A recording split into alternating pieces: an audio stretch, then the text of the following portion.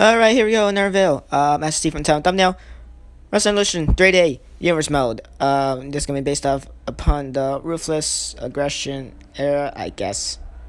Well, I can't, no, I guess. I know. So, like, when you think of the Ruthless Aggression Era, you think of 2002 to, like, what, 2008? 2009 was, like, the beginning of the PG era, 2008 or 2009, where. But the Ruthless Aggression Era started at 2002, 2003. So, I'm not going to base it off around fully the early ones. I'm going to be basing it also around 2005 and 2006, which is why Big Show has hair once he comes out, like so. Big Show of hair, that right there. Big Show and Kane being tag team, that right there is 2005 for ya. So, I do know Jeff Hardy was not in the WWE in 2005, but since there's some people for tag teams that are not in the game, and I don't want to create them like Carlito, Chris Masters, for the Carlito and Chris Masters tag team, and also along with Lance Cade and Trevor Murdoch for their whole tag team, since those were two very big tag teams back then in 2005 for Raw. I need to make some alternatives. So while Matt Hardy, he was both Raw and SmackDown in 2005. Of course, he later then went to SmackDown after the whole Edge storyline, and Jeff, he wasn't in WWE in 2005. But we're gonna put Jeff here just anyway, and put him in tag team with Matt for the Hardy Boys, just so we can have more options for tag teams. Along with, well, I'm probably not going to commentate all that much for this first matchup, just because I want to get all the stuff out the way for what this whole Universe Mode is going to be like. I did originally do one for, like, a whole custom Payback preview, but I did choreograph all the matches and did, like, different camera angles and stuff, and it was, like, super, it took forever to do. But, the end of it, the whole final project of the whole pay-per-view was actually pretty good. I liked it, but I don't want to do it again because that was too much hard work. So just gonna let the CPU do all of these, along with the camera angles. I'll only change them if it like gets annoying and stuff, and if it's like gonna get difficult to see the wrestlers from like certain angles and stuff, custom ring apron and stuff like that. So only then will I change the camera angle and stuff like that. But yeah, we're gonna be doing Raw and SmackDown here. So, this is not going to be like the Brooklyn Revolution Universe Mode where I like choreograph the matches. Although I haven't been choreographing the matches in Brooklyn Revolution all that much for a while. But whatever. So yeah, gonna CPU do all these matches. And stuff like that. And just so we can have some more people on the roster, for example, Shawn Benjamin, he's also not in the game. And he was pretty big for the mid-card division back then for Raw. So instead, we're going to add in some independent wrestling talent back then. So, like, the Ring of Honor talent of 2005. So, like, the whole indie darlings of wrestling back then. For example, CM Punk, Daniel Bryan, or back then, Bryan Danielson, AJ Styles, Samoa Joe, Christopher Daniels, Low Key. We could add in all of those independent wrestling superstars back then. And we could add up all of them, put them inside both Raw or SmackDown. Probably most of them will be on Raw because, like, the majority of superstars that were in SmackDown back then are actually in the game, so that's nice. So some of them will be on Raw. Daniel Bryan, he's going to be showcased here. He's going to have a matchup. So he's going to be the first superstar to be from, like, Ring of Honor back then. I could start just calling him Bryan Danielson, but I'm used to saying Daniel Bryan, so just going to probably say Daniel Bryan. So, yeah. Along with, well, I do know the whole NWO, the WWE's version of the NWO, with like the original 3, stuff like that. And no, not the one with like Shawn Michaels and X-Pac and stuff like that. But, you know, Scott Hall, Kevin Nash, and Hollywood Hulk Hogan, they're going to be in the roster as well. Nash and Hall, they're going to be on Raw, while they were on Raw in like 2003, not 2005, but this is mostly going to be based off of 2005 with some 2002, 2003, 2004 stuff mixed along with like 2007 and 2008 and yeah, stuff like that. All the years of the Ruthless Aggression Era will be mixed, mostly based off of 2005, probably because I just enjoyed it the most, although 2003 or 2004 was the most star-studded roster. It had Stone Cold, The Rock, Cena, blah, blah, so yeah. But we will bring in The Rock or Stone Cold, or both, at some special moments. So yeah, although while I was born in 2004, it'll make more sense for me to base this off of 2004, but 2005, I don't know, I think I liked it better. But whatever. So, yeah. And while Hogan wasn't in the WWE back then in 2005, I mean, he was for like a whole Shawn Michaels rivalry, but not, full-time throughout the year, so he won't be a big-time asset to the show, I guess. Anyway, now, time to actually commentate this matchup. This is for the World Tag Titles. That took me forever to, announce. But, yeah, this is for the World Tag Titles. I might as well announce the whole match card as Big Show gets taken down with a dropkick from Matt. So, yeah, this is going to be for World Tag Titles. The second matchup is going to be Daniel Bryan and Kevin Nash. Yeah. Third matchup is going to be for the Intercontinental title. It's going to be Ric Flair and Chris Jericho. Let's see who becomes the first ever Intercontinental Champion of this universe. Fourth matchup will be between Dolph Ziggler and Mick Foley. And yes, Dolph Ziggler was in the WWE in 2005, but he was like Chavo Guerrero's like whole whatever. He had some sort of gimmick where he like was with Chavo and stuff like that. Of a whole like golfer type gimmick where Chavo was like Kevin White and stuff like that. And Ziggler was like the one who gave him the clubs, the golf clubs, stuff like that. So basically, Ziggler had very short hair back then, but I'm not going to change anything. I'm just going to keep Ziggler with the whole 2015, the whole WWE 2015 attire he has in the game. Instead of changing to like the whole 2005 attire he had. And no, not the Spirit Squad Ziggler, that was 2006. I believe that was 2006 or late 2005. I know that was definitely in 2006. For like the whole DX rivalry and stuff, but I'm not sure if it started in 2005 or where. So it doesn't matter. Anyway, all the explanations is out of the way. The fourth matchup would be Ziggler and Mankind. Fifth matchup would be for the WWE Championship. Edge is not going to be in this episode, sadly. But it's going to be Triple H, John Cena, Kurt Angle, and Shawn Michaels in the whole fatal four-way for the WWE title. That should be awesome. But Edge, he's not going to be showcased here, sadly. He will be showcased in like the second episode, and he'll have something going on for him, I guess. I don't know. So yeah, that's pretty much it. Time to continue on this matchup. Matt Hardy's been doing pretty well against Big Show here. Okay, speaking of though, never mind. Big Show, gonna tag in Kane. Or not. Matt nails the dropkick to Big Show. Of course, for the World Tag Titles as Matt Hardy. Trying to keep the big guy grounded, and he's doing a very good job at keeping the Big Show grounded here. But Show, what a punch. Wasn't a knockout punch, though. Probably because they can't even be a finisher in this game. Dropkick once again by Matt to the Big Show. Matt Hardy doing very well for himself here against Show. Kicks him down, and the Giant not doing too well. Gonna perhaps need tagging Kane. Big Show, he's not doing too well. He's retreating and everything. But now, back and forth striking contest here between both Big Show and Matt Hardy, and Big Show gets taken down with the whole side leg sweep. Where drop toe hold, that's what it is. And now we got Jeff Hardy and Kane in the ring. Kane gets drop kicked, front drop kicked for his troubles. Matt doing well against Big Show. Jeff doing well against Kane. Never mind, Kane with the big boot. And now Big Show with the upper hand against Matt. Big Show gonna break up the count for himself. Matt on the count of 5. Big Show's count will restart. As Kane now, a couple strikes to Jeff inside the ring. Missed the clothesline, and now Jeff gonna try to help out his brother as he takes down the Big Show. Now Jeff and Matt in stereo getting inside the ring.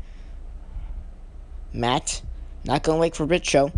Of course, they could win the tag titles by countout. Since all the titles are vacant, they could easily win the titles by countout, so it won't matter. But that means both the Hard Boys would have to be counted out, or both Big Show and Kane have to be counted out in order for that to happen. Anyway, now Big Show on the outside, well, on the ring apron, I should say. Matt trying to keep distance. And, well, he is staying with the distance. And now brings Big Show back inside the ring. The Big Show not doing too well here, but now Big Show trying to fight back. On the table is the big guy, and he falls off it. Right onto the steel cage piece.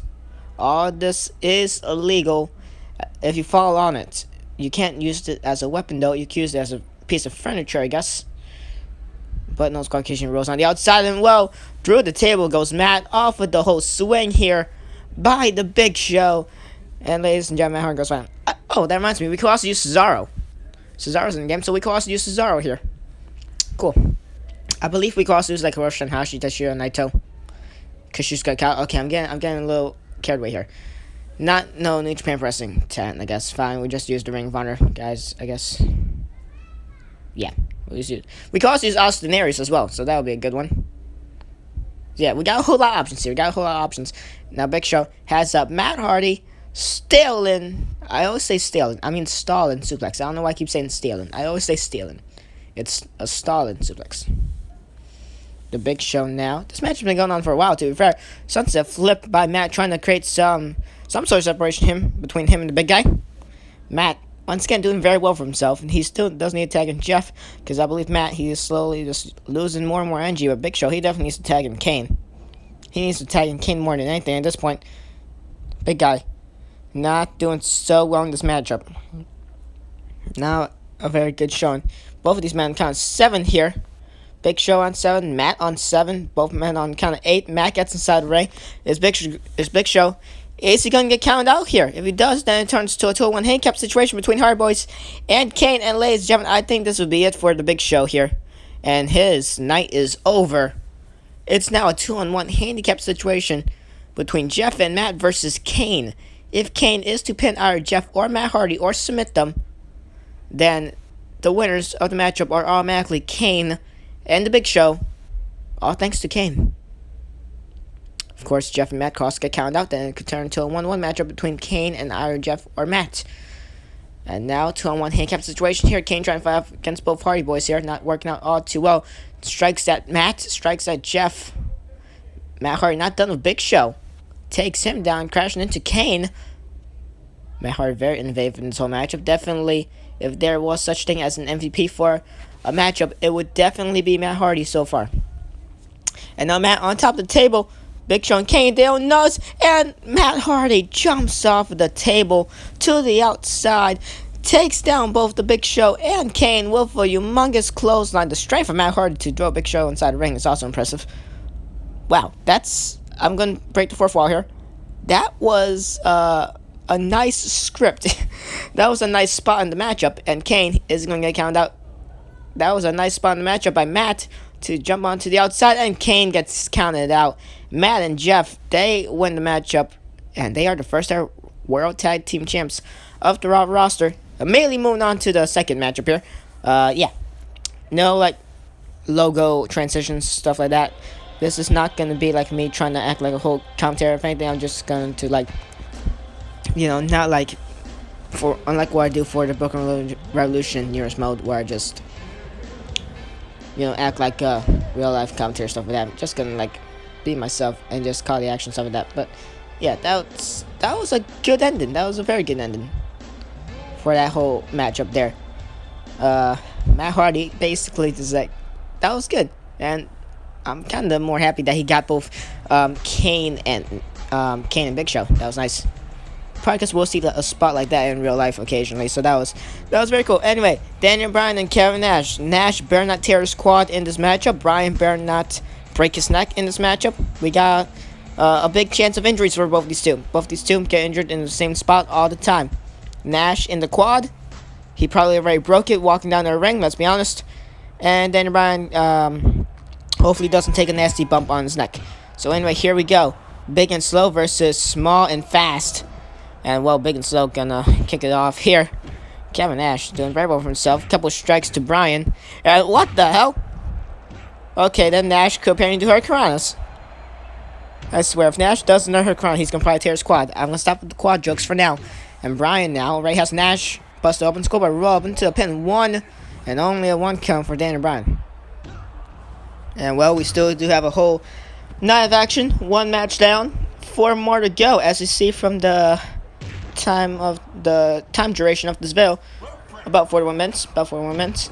So yeah, this is going to be good. I already know I'm going to perhaps enjoy this more than what I enjoy the Brooklyn Revolution Nearest mode. I don't enjoy doing the Raw episodes all that much. ECW, sometimes I just run out of ideas, but sometimes I just am able to do it. And SmackDown, to be fair, is the only enjoyable thing. SmackDown and NXT are really the only enjoyable ones for Nearest mode. ECW sometimes is enjoyable, sometimes it's not, and Raw is not much enjoyable for when I do it for Brooklyn Revolution Nearest mode. But all the other ones are pretty decent, especially SmackDown. I actually enjoy doing SmackDown. So yeah, but Wrestling Revolution 3D, since the CPU is actually smart. And also, of course, the matches will be awesome if I do choreograph it, because they are awesome when I choreograph it in Brooklyn Revolution. They will take a while, but it's awesome. But if I choreograph it in Wrestling Illusion 3D, it will be even more awesome. But if I just simply do a CPU match, it's still pretty good. Like, the ending will still be pretty good. Along with, like, except for, like, probably tag team matches. Tag team matches was, like, go to the outside ring a whole lot. But one-on-one matches and anything else will be good. Battle Royals will probably take forever, though, so that's the one downside. But whatever. So now Nash just doing super good against Bryan here. And now on top of the rope, oh my god, Kevin Nash throws Bryan down with a clothesline, driving his head down into the mat. Kevin Nash pulling off this, like, he did like a whole hurricanrana and stuff like that to Bryan. Nash might as well be a cruiserweight, and he's facing off against a cruiserweight. And then Bryan. Now Bryan, well, that didn't last long. Bryan, of course, not going to win Kevin Nash and test his strength for very long. I know I should probably be saying Bryan Danielson, and I probably should have changed Bryan's attire to what he looked like in, like, when he was in Ring of Honor and stuff like that, but I am too lazy to do that, so, yeah. A couple strikes from Bryan. Those striking combinations, we see that a whole lot. On top of the rope, it's Bryan, not gonna risk it. Nash creating distance. And now, Kevin Nash off the ropes goes Bryan. Oh my god, what a punch. Bryan is busted wide open. That was a shoot punch, that's what it was. Now Bryan kicks him down. What's he looking for here? Has by a yes lock. The yes lock by Bryan. Okay then. That's a nice transition. Oh my god. Wow, that's amazing. That right there is what you call a nice ending. Bryan making Nash tap out to his actual finisher, which is the yes lock. And since that's not actually classified as a finisher in the game for Bryan, I'm kind of surprised that he won with that. So that's nice. That will happen in real life if that match ever happens, or if like any match with Bryan, it will either happen with the running knee or the yes lock. So that right there is a pretty nice ending. I like that. So yeah, 2 matches down, 3 more to go. Intercontinental Championship time. Ric Flair, Chris Jericho. This is gonna get. I do know Jericho wasn't in the WWE for like most of 2005. He was there, but then after that he got fired after the whole CENA storyline, and then he came back in 2007 against Randy Orton for the whole Armageddon stuff, and then he quickly turned heel, because every time Jericho returns, he has to be the opposite he was. For example, if Jericho like leaves the WWE for a while, he's gonna leave. His last day there is gonna be, if his last day there is as a face, then when he returns, he is going to either return as a heel, or return as a face, then quickly turn heel and then leave as a heel, return as a heel and then quickly turn face, then vice versa every time. If Jericho leaves as a heel, he returns as a face. If Jericho leaves as a face, he's going to quickly turn into a heel. That's how Chris Jericho returns, and every time he leaves, that's how it always happens. Except for the Greatest Royal Rumble, where Jericho returned and he was still a face, just to continue the whole Kevin Owens program. So yeah, but he was still heel for his whole matchup against Naito for the Intercontinental Championship for Dominion. A couple, was it like a week now? I don't know. Anyway, Jericho now trying to create a separation between him and Ric Flair. Flair missed the strike there, missed the other strike, but able to connect with the grapple. And now Jericho, he's in the corner. 3, 4, 5, 6, 7, 8, 9, 10, 11, 12, 13, 14, 15, 16, 17, 18, 19. That was like 19 or 20 there. Wow. Jericho's head just getting smashed into the turnbuckle by Flair. And now Ric Flair off the ropes goes Jericho, misses the strike there. Jericho still running, gets drilled down into the mat. What a strike by the Nature Boy. And now Jericho looking to try and gain the upper hand here, but he's not going to be able to. Ric Flair not going to let him. Flair looking to become the Intercontinental Champion of the Raw roster here, of the Raw brand. Jericho misses the drop kick there. Flair just stood there, and there goes Flair. Chris Jericho now the upper hand off the monkey flip. Flair taking a nasty landing on the outside. Chris going to slowly away from him, or not. Chris on top of the rope, nails the drop kick to Ric Flair. And now Chris Jericho trying to look for the upper hand here, as if he already has it. Okay, he lost it. Okay, he has it back. Jericho, no remorse in this matchup, nor has Flair shown any remorse either. But it's Chris Jericho now trying to wear down Ric Flair. Of course, countouts could happen because no one is the champion. So if a count does happen, then the person who's in the ring basically wins the towel. The towel is vacant for a time being. Jericho off the ropes, nails the spin heel kick. Okay, never mind. The spin heel kick gets cut into like a whole waltz Jericho by Flair. I think that was like a whole audio cutout there. But and okay, there you go. Another great, and then Jericho tapping out to a leg lock. A side leg lock, not the favorite leg lock, but a leg lock. Wow, that's a great ending to be fair. Ric Flair's the Intercontinental Champion. I'm kind of shocked there. That was a great ending. That was an absolutely great ending. Flair catches Jericho doing the waltz. Jericho then after that just not the figure 4 leg lock, but just a side leg lock. That's kind of an accurate ending as well. Like damn, this is a pretty good show, you ask me. I am enjoying this so far. This has been great. And now Dolph Ziggler, Mick Foley, Mrs. Foley's baby boy, against Dolph Ziggler. This is gonna be awesome. I'm going for Ziggler. Ziggler's gonna win. This would be a great like hardcore match, because I said hardcore. I think I said hardcore. So let me try it. Hardcore match. Because Ziggler do a whole lot of super kicks. Mankind gonna use a whole lot of weapons, stuff like that. Gonna do a whole lot of power drivers, stuff like that. The double unturned DDT and stuff like that. So yeah, this has been an amazing match in real life. And well, this quickly escalates to the outside already. Mankind with the elbow drop, and Ziggler almost doing the famouser on the outside to Foley.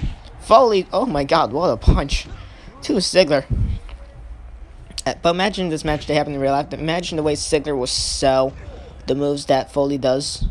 It'll be amazing. I would love to see Ziggler like sell a power driver by Foley onto a barbed wire bat. That would be amazing. Double hook DDT by Foley, hitting his best move out of nowhere already.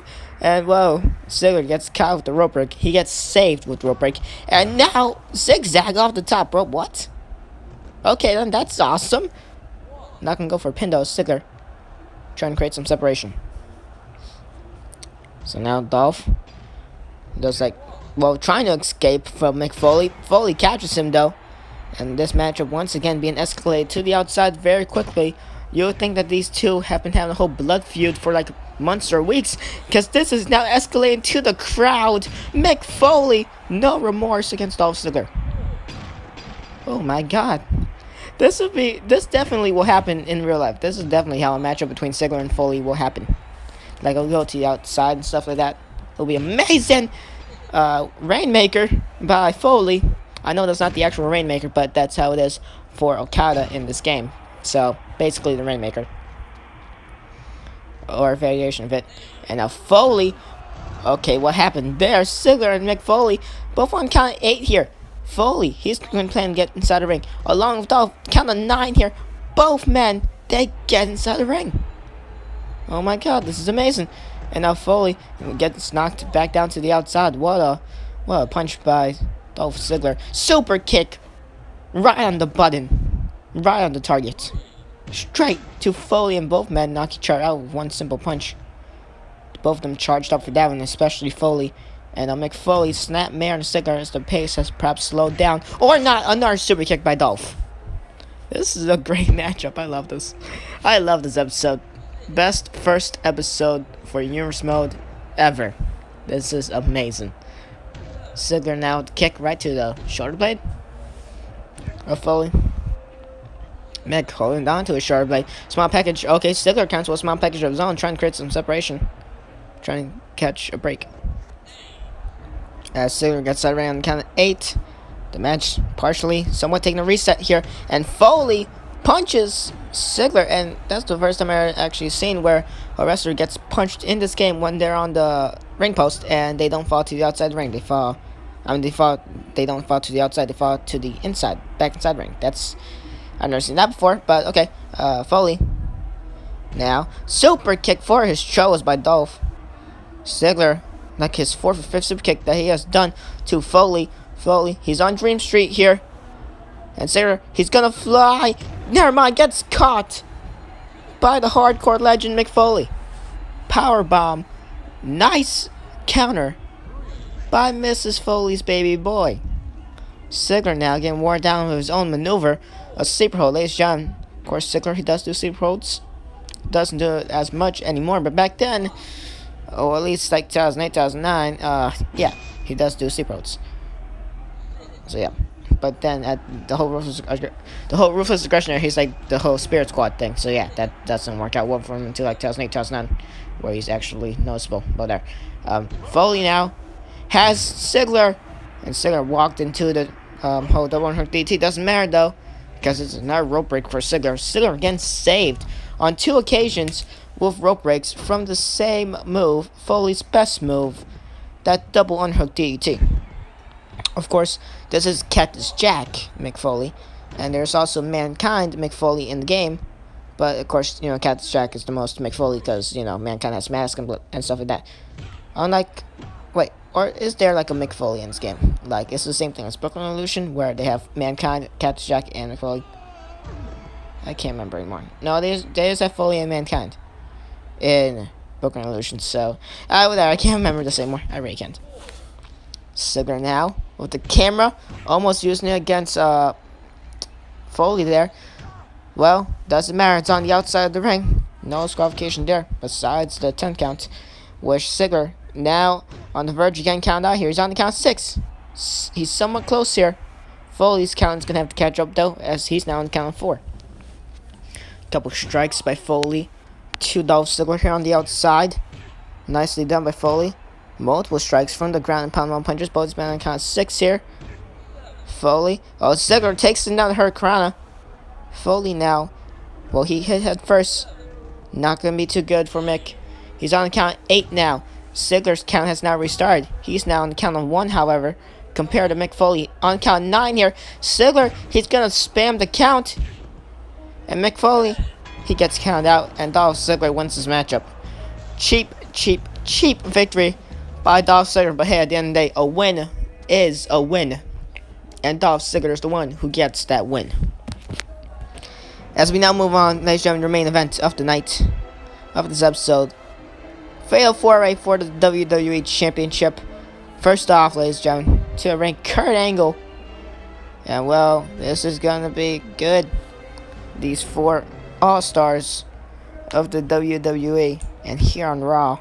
So this is going to be awesome. Kurt Angle, Shawn Michaels, Triple H, John Cena on the WWE Championship. The vacant WWE Championship on the line.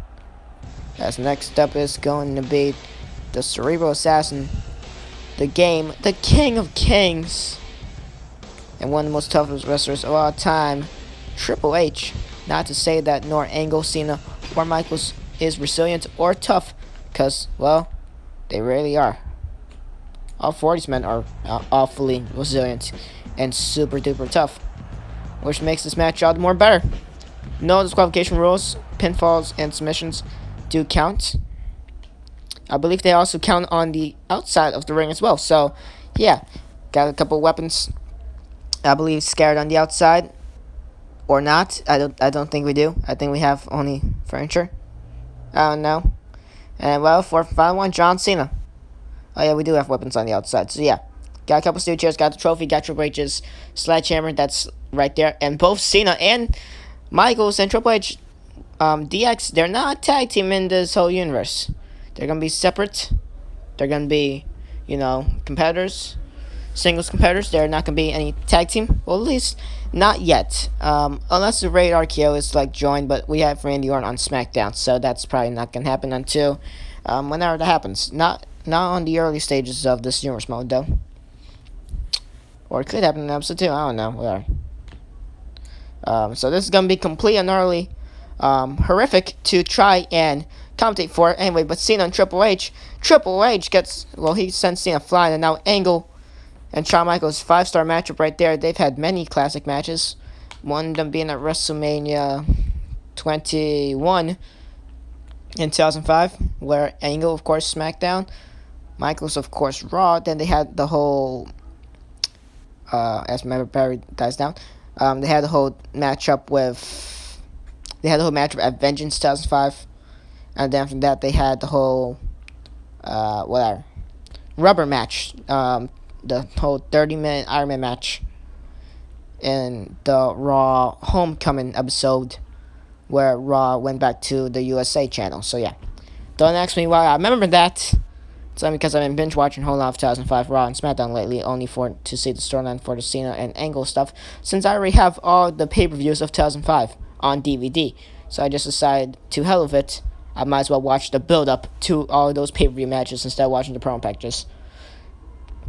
Angle and Michaels on the outside. Cena just did the Rainmaker Triple H a couple seconds ago.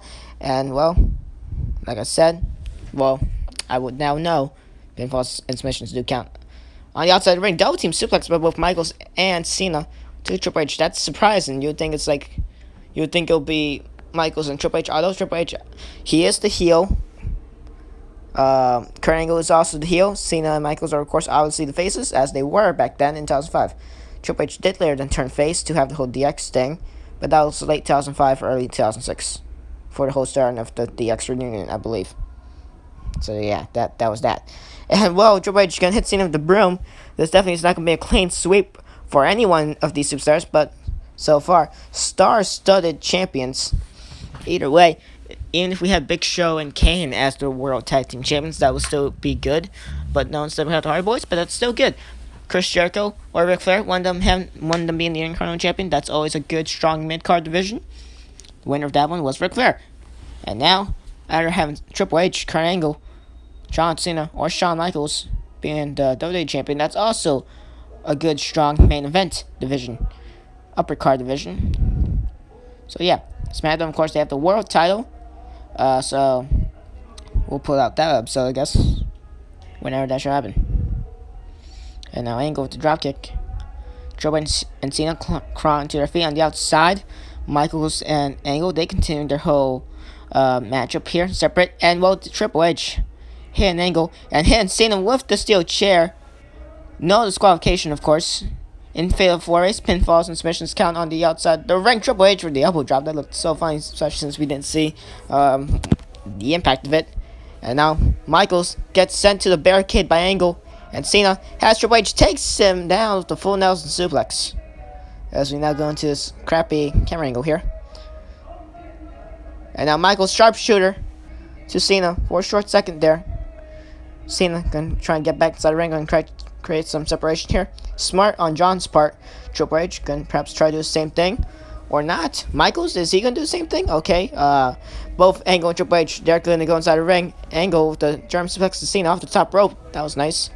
Triple H takes down Michaels. Angle, Triple H, and Cena all getting up on Michaels for a short second there. It's now Cena, Michaels, Triple H, and Angle. The matchups keep switching here. Cena camel clutch to Michaels for a short second there. Triple H on the outside. Cena Michaels gonna take it to the outside perhaps. Never mind. Kurt Angle now headlock with a couple punches to Triple H. Michaels breaks it up with a humongous elbow. And well, to the ropes goes Cena. Michaels gonna try to return the favor off of Kurt Angle's original thing and try to assist it. Not able to do it. Angle has Triple H up, trying to do a suplex here of some sorts, perhaps Stalin suplex. The blood rushing through the head of Triple H, and just as he falls on Michaels, killing two birds with one stone, did Kurt Angle. Cena's there to break it up just in the nick of time, though. This matchup is definitely horrific to try and commentate with all of this action. But hey, we're there. And now, Angle has him up. Hurricanrana, and now a couple of punches there. Cena breaking that up. Of course, you can't take too much chances here. Can't take all these pinfall and submission chances unless if everyone else is basically down. In this matchup, you need to have eyes in the back of your head. Cena goes to the outside off the Hurricane by Michaels. And Shawn, he gets to the outside ring. I think a smarter decision would be for Michaels and Triple H to stay inside the ring, like what they are now, and Michaels and Angle and Cena to be on the outside of the ring, and see who picks up the pinfall for that. But of course, you also need to be super aware for when that happens, like right now, before we've seen an Angle, and now Triple H and Michaels, and now Angle, ankle lock on the outside of John Cena. Ladies and gentlemen, big time victory for Angle if he has to make John Cena of all people tap out. Michaels breaks it up just in time. Cena, if he did tap out, we will have had a WWE champion, and his name would have been Kurt Angle. And now Cena's head crashing across the sledgehammer handle of Triple H off the Hurricane by Kurt Angle, and Angle's back hitting the handle of the sledgehammer off the spinebuster of Triple H. the sledgehammer being very lethal here, and it's not even the whatever part of the sledgehammer, the top. I don't even know what it's made of. I don't even think I've ever seen a sledgehammer in real life, to be fair. I'm gonna be straight up honest right there. Cena using the trophy to his advantage, cracking it against the skull of Krangle, now against Michaels. Michaels was so there. And now Cena, he's the only one standing here. He could pin anyone at this point. Either Michaels, Triple H, or Angle. Well, not Triple H, because he's back up. And he breaks out the pinfall attempt by Angle to Michaels. Cena sends Triple H into the ring apron. And now John Cena's target sights were to Shawn Michaels. Has him up. Power bomb. My goodness, what authority. Laid down by Cena to Michaels with that power bomb. And Cena with the sledgehammer uses it against Triple H, using his own weapon against the game. Cena, Brock Lesnar type powerbomb, where Lesnar does 3 of those. Cena again, holy, okay then. Now, okay, Cena trying to mock Lesnar here. Lesnar, he's not in this universe. He was in the WWE in like 2004 stuff, and then he left after the whole matchup against Goldberg. That horrible WrestleMania 20 matchup. But Cena trying to copy him a little bit though with those powerbombs. Those trifecta powerbombs. The trifecta. And while Michaels with the sledgehammer against Cena, against Triple H, and now against Angle. Angle, he's busted open. The dangers of this matchup have most likely just caught Kurt Angle, because he's the first one to shed blood, I believe. Yep. And now gets sent down by Triple H. Or was Michaels the first one to shed blood? Because Michaels, he is bleeding as well. It's finally noticed.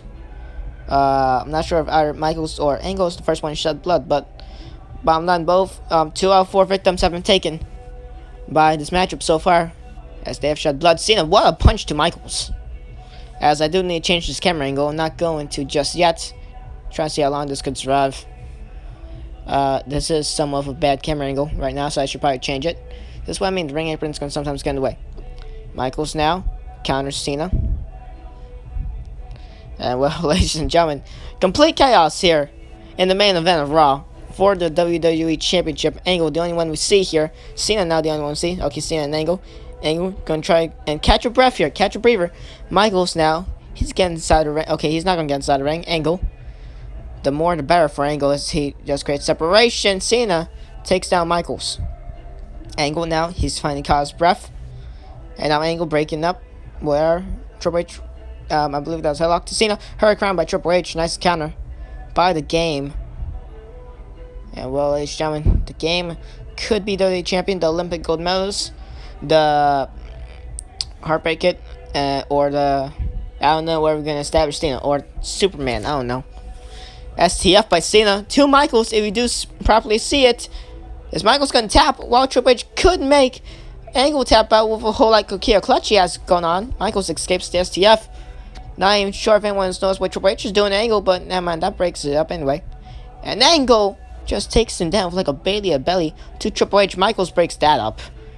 This looks so weird right now. Angle sends Michaels flying onto the ring. Okay, well, okay, the camera angle was going to change for a second by itself. That would have been amazing if it did. Now Michaels gets sent down with a back suplex by the Olympic gold medalist Kurt Angle. He won that medal with a broken freaking neck.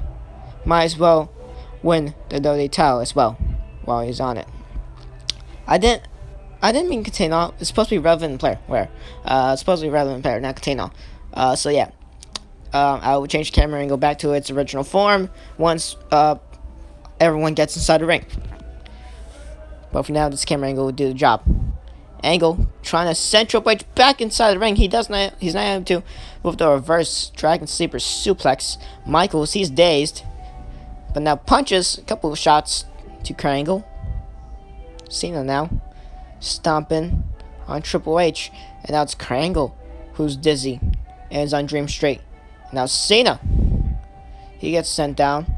Michaels trying to do something here. He's on the ring apron. Cena, well, telling Angle or Triple H, you can't see me. And another one of those power bombs. Okay then, Angle now, Kimura lock to Michaels. We're stealing off Lesnar's move. What's next? Michaels is gonna do like an F5. Angle already did the Kimura lock. Cena already did those trifecta power bombs. We need Triple H or Michaels to do a German suplex, and then we need one of them to also do the F5, and then we're done. Lesnar's moveset is done after that. Angle, what a dropkick. Triple H just gonna roll through that. Michaels now has him. Not dropkick. This time it actually fully takes down Triple H. Cena now. Is he busted open? I believe he probably is. John is now busted open. Triple H don't want to not be busted open in this matchup.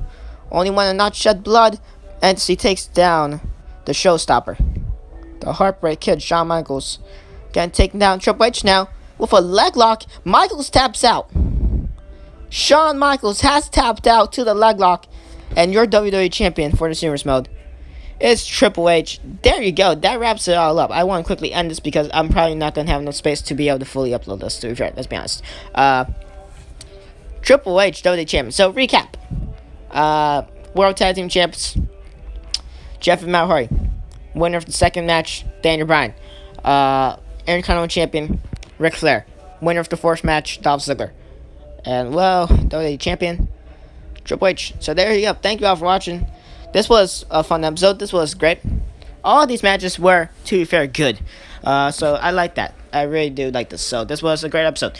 SmackDown's going to be, hopefully, good. And if not, it could perhaps be better. We don't know. So, thank you all for watching. Catch you on the next one. And don't miss SmackDown. Yeah, whenever that's happen. Goodbye.